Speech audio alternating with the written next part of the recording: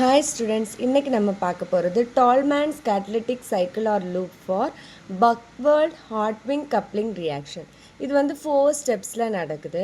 இதில் வந்து palladium catalyst வந்து பலேடியம் டைஃபினைல் ஃபோஸ்ஃபினைல் ஃபெரோசின் வந்து ஆட் பண்ணுறேன். இதோட ஸ்ட்ரக்சரை தான் நான் வந்து இங்கே கொடுத்துருக்கேன். ஃபெரோசினில் வந்து 2 ஃபினைல் குரூப்பும் ஒரு ஃபாஸ்ஃபின் அட்டாச் ஆகிருக்கும்.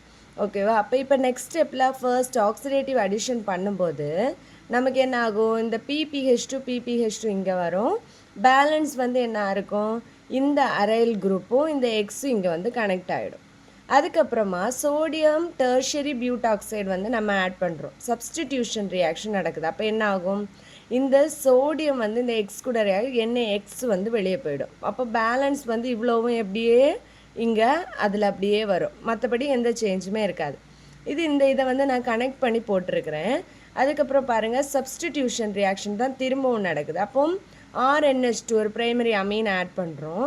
அப்போ நமக்கு என்னது, இப்படி ஆட் பண்ணும்போது இந்த இவ்வளவும் என்ன ஆகுது, வெளியே போகுது. எப்படி இது வெளியே போகும்போது ஒரு OH இதுக்கு கூட ஒரு H வந்து ஜாயின் ஆகி வெளியே போகுது. அப்போ பாக்கி இருக்கிறது NHR. அப்போ இது வந்து இங்கே ஜாயின் ஆகிடும்.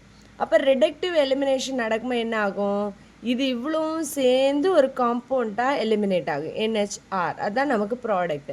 அப்போ லாஸ்ட்டில் இதே சேம் வந்து ரிப்பீட் ஆகும் இந்த சைக்கிள். இதுதான் Tolman's catalytic cycle or loop for Buchwald Hartwig coupling reaction.